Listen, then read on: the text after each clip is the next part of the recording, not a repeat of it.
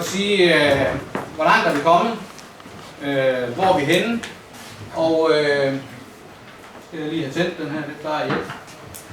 Først vil jeg lige sige tak til alle foredragsholdere for, jeg vil sige, spændende indlæg, men stadigvæk synes jeg, og jeg prøver at ridse op, jeg synes stadig, vi har nogle udfordringer, og nogle af dem er sløret blevet løftet lidt for her på det sidste. Vi havde Grundfos, det der med at undersøge business. Vi havde noget for Siemens omkring EU-arkitektur og moduler og Electronic. Det samme, vi har nogle moduler nu, vi kan flytte nogle data. Rockwell og Microsoft omkring e-arkitektur, IoT Connection, IoT Hub, og hvordan vi så får det i clouden.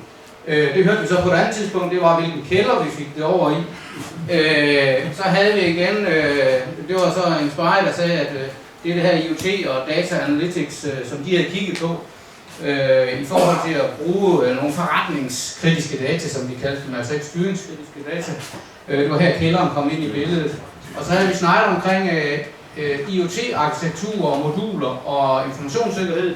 Og så havde vi et fister omkring, men vi kan begynde nu at få nogle data, begynde at bruge den. Og vi har prøvet på forsøgsbasis at bruge de her data for at finde ud af, hvad er det for en forretning, der kunne ligge i det her, uden vi kan kvantificere det. Og det er måske her, vi har noget udfordring også. Og så har vi sikkert mere omkring IT-sikkerhed, hvordan kan vi koble os op mod maskiner og maskinudstyr fremadrettet. Og så vil jeg også lige sige tak til alle jer, der har været med i dag, fordi jeg synes, det er jo også diskussioner, vi har i pauserne, der er interessante, fordi det er måske der også lige får udvekslet nogle ting. Men hvis jeg nu kommer der, hvor vi kom fra, det var jo den her figur, hvor vi havde noget styringsinformation og information, og vi fandt ud af, at den her, den prøver måske hernede. Så prøver jeg at sige, jamen vi har så det her billede. Jeg ved ikke, om I lader mærke til, at der var pile i begge retninger. Og det, jeg synes, jeg har set i dag, det er måske mere et system, som ser sådan her ud. Og så har vi fået lavet nogle moduler, der nu kan flytte data over i en kælder. Og så, så er vi der. Og de moduler, der har vi en masse, og der kommer givetvis mange flere på markedet, og der er flere, der vil udvikle sig. Og det vil sige, vi har udstyr nu til dataopsamling og til at sende data. Og det tror jeg, det er der, hvor jeg står lidt med billedet i dag. Vi har fået nogle moduler i dag. Vi får nogle, der bliver billige, effektive. Vi får en masse gateways til, at det kan koble alt muligt. Det der isenkram, I oprindeligt har. Jeg har prøvet at lave figuren. Fordi det her, det er en del af den figur, der var på forsiden. Det her, det kender vi. Det er jo Smedshit, det er det, vi laver. Det hernede, det kender vi også. Og vi kan lave en masse styringssoftware. Så havde vi det her omkring Raspberry Pi, vi skulle sende forretningsinformation. Nej, data. Fordi det er jo ikke information endnu, det bliver til data, og det er stadig data, det er nok senderne, der er hernede. Og så kunne vi få det op i clouden, og så mangler jeg måske den her forretningsværdi. Altså, når vi nu så, hvad alle de her store guruer siger, vi bruger mellem 1 og 2% af de data, vi har, og er det tilstrækkeligt. Jeg rådgiver en kunde i Sverige, det er en stor kemivirksomhed, og de har faktisk investeret i sådan et AspenTech MES-system. Og der sagde ledelsen, vi er ligeglade, hvor dyrt det der, vi vil købe en Rolls Royce, for det er lige meget, hvad det koster. For det er ikke det her købsystem, der gør noget. Det er, hvis vi kan udnytte de data, det her system kan generere, så giver det os værdi. Så de er ansat så 5 PhD-studerende og statistikere, for at finde ud af, hvordan de kan optimere deres værdi. Ja, det betyder faktisk, at de kan få kolonnetiderne ned på opstart på en kolonne til en tredjedel. Det er der penge. Det kan de regne på. Det er der rigtig mange penge i. Og det er her, jeg synes, vi måske fremadrettet skal til at kigge lidt, hvordan får vi det der loop lukket. Så det jeg siger igen, det er, vi kører stadig open loop. Vi har alle vores systemer, vi får nogle data ind, og vi sender en masse data ud. Og mange af de data, der ryger ud, dem bruger vi ikke. Så er der nogen, der begynder at snakke om, at vi begynder at få en masse små applikationer, der kommer til at køre i clouden, som vi begynder at bruge, for der kommer en masse services, der bliver stillet til rådighed op i her. Det her det er jo tit og ofte ved oppe i en cloud, så noget det her kommer til at køre. Men det, der jo bliver vigtigt for os, det er jo, at vi kan få den her kobling tilbage af gamle reguleringsmand, jeg beklager.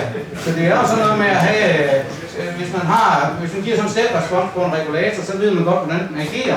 Og det er det, jeg mangler, vi gør. Vi mangler simpelthen lige at sætte den der i gang med at køre. Så næste gang vi skal have møde, så håber jeg, at vi kan få nogen, som har prøvet at starte noget op. Så er det faktisk ikke, at de har fundet en erfaring. Det der, det duede ikke. Og det her, det duede. Men det er jo lige så vigtigt at få den der selektering. Så kan man spørge, har vi de rigtige kompetencer? når vi sidder hernede, til at lave det her op? Eller skal vi blive hernede og så bare skyde de der data op, og så bede nogle andre om at komme herop? Fordi det er måske nogle helt andre, der skal til. Fordi det er nogen, der kigger måske meget bredere på alle de her data. Og så skal vi blive gode til at optimere det hernede på baggrund af de data, vi får tilbage fra nogen, der kigger på det. Så hvis jeg kigger på den her, så har jeg ikke set dem her endnu. Men hvis nogen af jer andre har, så glæder jeg mig til at høre det. Fordi det er jo der, at hvis vi kan finde bare lidt af dem der, så kunne det være godt. Så skulle vi nok klare os.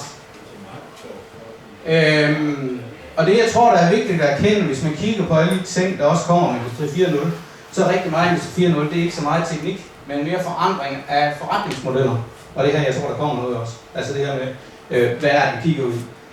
Jeg sidder med i et svensk forskningsprojekt, og der søger vi har fået til et halvt års forstudie til at få skrevet en ansøgning, hvor vi søger et rimelig stort tocifret millionbeløb til at gå ind og lave manufacturing as a service og machine as a service.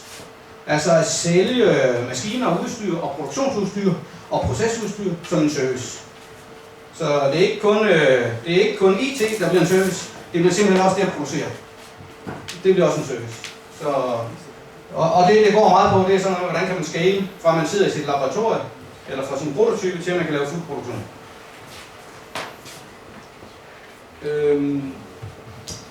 Jeg synes lige, at mange en, fordi jeg havde faktisk på det på, men forsvandt måske. Jo, det er heroppe. Det er faktisk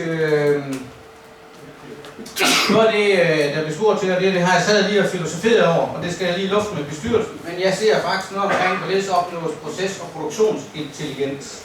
Det er som noget af det, vi måske skal til at kigge på. Altså, hvordan er det, vi kan blive bedre til det, vi gør, eller det, vi skal sikre os produktionsfabrikker, de kan gøre, for at vi kan blive endnu mere effektive i det, vi gør.